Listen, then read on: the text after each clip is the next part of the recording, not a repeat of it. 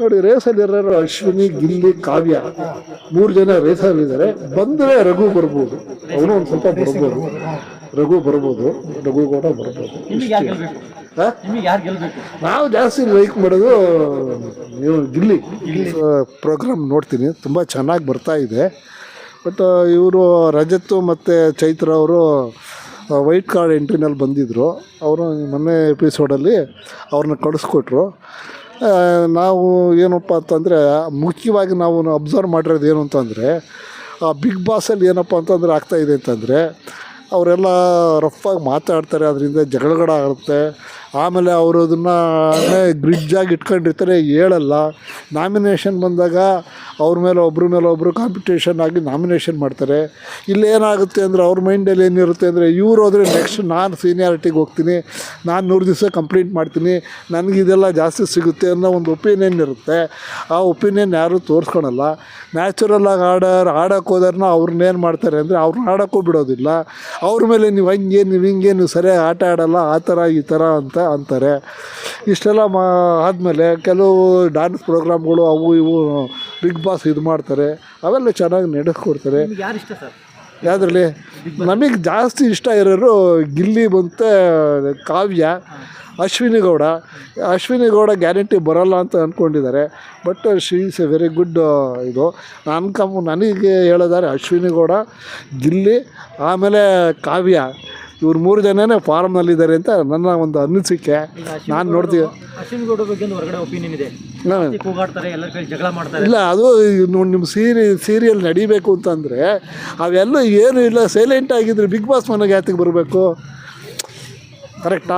ಅದನ್ನು ಕ್ರಿಯೇಟ್ ಮಾಡಿಸ್ತಾರೆ big boss. ಈ ಟಾಸ್ಕ್ ಕೊಟ್ಟಾಗ ಏನು ಮಾಡ್ತಾರೆ, ಯಾವುದೋ ಒಂದು ಪಾಯಿಂಟ್ಗೆ ಹಾಕಿ ಅದನ್ನು ಅವ್ರನ್ನ ಇದು ರೈಸ್ ಮಾಡಿಸ್ತಾರೆ.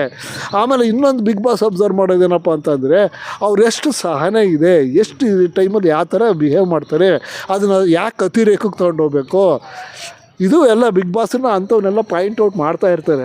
ಅವನ್ನೆಲ್ಲ ವ್ಯಕ್ತಿತ್ವವನ್ನು ಪಾಯಿಂಟ್ ಔಟ್ ಮಾಡ್ತಾ ಇರ್ತಾರೆ. ನಾವು ಹೊರಗಡೆ ಅವ್ರಿಗೆ ಯಾವ ಥರ ಬಿಂಬಿಸ್ತಾ ಇದ್ದೀವಿ ಅನ್ನೋದನ್ನು ಹಾಗಾಗಿ ಸುದೀಪ್ ಸರ್ ಹೇಳ್ತಾ ಇರ್ತಾರೆ, ಈ ಥರ ಮಾಡ್ಕೋಬೇಕು, ಈ ಥರ ಇದು ಮಾಡಬೇಕು, ಈ ವಾರ ನೀವು ಮಾಡಿದ್ರಲ್ಲಿ ಜನಗಳಿಗೇನೋ ಒಂದು ಇದು ಸಿಕ್ಕಿಲ್ಲ, ಏನೋ ಬ್ಯಾಡ್ ಒಪಿನಿಯನ್ ಬರೋ ಥರ ನಡ್ಕೊಳ್ತಾ ಇದ್ದೀರಾ, ಇದು ನೀವೆಲ್ಲ ತಿದ್ಕೋಬೇಕು. ಅಡ್ವೈಸ್ ಮಾಡ್ತಾ ಇರ್ತಾರೆ. ಅಡ್ವೈಸ್ ಮಾಡಿದಾಗ ಕೆಲವ್ರು ತಿದ್ಕೊತಾರೆ, ಕೆಲವ್ರು ತಿದ್ಕೊಳಲ್ಲ. ಇದರಿಂದ ಏನಾಗ್ತಾ ಇರ್ತದೆ ಅಂದರೆ ನೋಡೋಕೆ ಒಂದೊಂದು ಸರಿ ಬೇಜಾರಾಗುತ್ತೆ. ಆಮೇಲೆ ಕೆಲವು ಟಾಸ್ಕ್ಗಳು ಇಲ್ಲಿ ಅವ್ರು ಏನು ಮಾಡ್ತಾಯಿದ್ರು, ಓವರಾಗಿ ಇದು ಮಾಡಿಬಿಡ್ತಾರೆ. ಫಾರ್ ಎಕ್ಸಾಂಪಲ್ಲು ಇವರು ರಜತ್ ಅವ್ರು ಏನು ಮಾಡ್ತಾರೆ, ಇವ್ರಿಗೆ ಅದು ಇವ್ರದ್ದು ದುರ್ವಂತಕ ಯಾರಿಗೊಬ್ರಿಗೆ ಹಾಕಿ ಕುತ್ತಿ ಜೋರಾಗಿ ಇಟ್ಕೊಂಡ್ಬಿಡ್ತಾರೆ.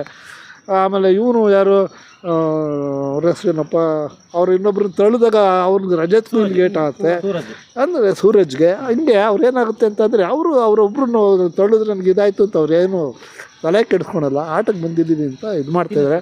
ಸೂರಜ್ ಗಿಲ್ಲಿ ಅವ್ರ ಕಾಮಿಡಿ ಏನಪ್ಪ ಅಂದರೆ ಇವನು is a very intelligent man. ಅವನು ಗೊತ್ತಾಯ್ತಾ, ಯಾವ ಟೈಮಲ್ಲಿ ಏನು ಮಾತಾಡಬೇಕು, ಯಾವ ಥರ ಮಾತಾಡಬೇಕು ಅನ್ನೋದು ಅವನಿಗೆ ಚೆನ್ನಾಗಿ ಗೊತ್ತಿದೆ. ಅರ್ಥ ಆಯ್ತಾ? ಅದರಿಂದ ಏನಾಗುತ್ತೆ, ಗಿಲ್ಲಿ ಸ್ವಲ್ಪ ಅವನು ಮುಂದೆ ಇದ್ದಾನೆ ಅಂತಲೇ ನಾನು ಹೇಳ್ತೀನಿ. ಯಾರಿಗೆ ಇಲ್ಲ ಟಕ್ಕರ್ ಕೊಡೋರು ಇದ್ದಾರೆ. ಏನು ಅಂದರೆ ಬಿಗ್ ಬಾಸು ಅವ್ನಿಗೆ ಟಕ್ಕರ್ ಕೊಟ್ಟು ರೇಗ್ಸೋ ಅಂಥ ಸಿಚುವೇಶನ್ನೇ ಕ್ರಿಯೇಟ್ ಮಾಡಿಬಿಟ್ಬಿಟ್ಟಿದ್ದಾರೆ. ಈಗ ಒಳಗಡೆ ಇದು ರೂಮ್ ಇದೆಯಲ್ಲ, ಯಾವ್ದು ಹೇಳಿ, ಸೀಕ್ರೆಟ್ ರೂಮ್ ಅಲ್ಲ, ಇನ್ನೊಂದು ಅವ್ರ ಹತ್ರ ಬಿಗ್ ಬಾಸ್ ಅವ್ರ ಹತ್ರ ಸಪ್ರೇಟಾಗಿ ಮಾತಾಡ್ತಾರಲ್ಲ, ಕನ್ಫ್ಯೂಷನ್ ರೂಮ್. ಅಲ್ಲೇ ಏನಾಗುತ್ತೆ ಅಂದರೆ ಅಲ್ಲೇ ಇದನ್ನೇ ಅವರು ಇದು ಮಾಡೋದು. ಅರ್ಥ ಆಯ್ತಾ? ಈ ಥರ ಎಲ್ಲ ಮಾಡ್ತಾ ಇರ್ತಾರೆ. ಇದೆಲ್ಲ ಮಾಡಿದ್ಮೇಲೆ ನನಗಂತೂ ಇವುಗಳಿದಲ್ಲಿ ರಕ್ಷಿತಾ ಅಂತೂ ಗ್ಯಾರಂಟಿ ಅವಳು ಹೋಗ್ತಾಳೆ ಅಂತಲೇ ನಾನು ಹೇಳೋಕ್ಕಲ್ಲ. ಏನು ಅಂದರೆ ಅವಳು ಒಂದು ಏನಪ್ಪ ರಕ್ಷಿತಾ ಅಂದರೆ ಅವಳು ಕರೆಕ್ಟಾಗಿ ಮಾತಾಡ್ತಾಳೆ ತಪ್ಪಿಲ್ಲ. ಬಟ್ ಅದು ಏನಾಗುತ್ತೆ ಅಂತಂದರೆ ವೈರಲ್ ಆಗಿ ಅದು ಹೆಂಗೆ ತಿರುಗ್ಕೊಡ್ತದೆ.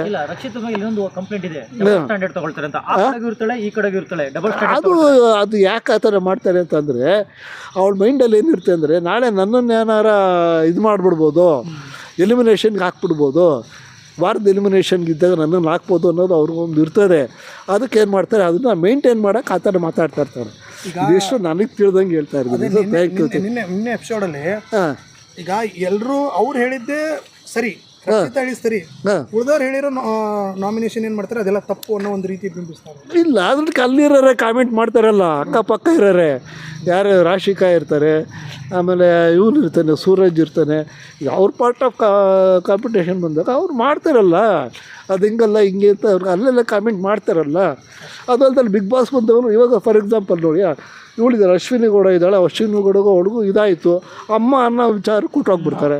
ಆವಾಗ ಅದು ಸುದೀಪ್ ಸರ್ ಏನು ಹೇಳ್ತಾರೆ, ನಿಮ್ಮ ಜಗಳಕ್ಕೆ ಅಮ್ಮ ಅಂದಿರನ್ನೆಲ್ಲ ಯಾಕೆ ತರ್ತೀರ, ಇದು ಕೆಳಿತೀರಾ, ಇದು ನಿಮ್ಮನ್ನು ಇಮೇಜನ್ನು ಹಾಳು ಮಾಡುತ್ತೆ, ಹೊರಗಡೆ ಜನ ನೋಡ್ತಿರೋ ನಿಮ್ಮನ್ನು ತಿಳ್ಕೊತಾರೆ.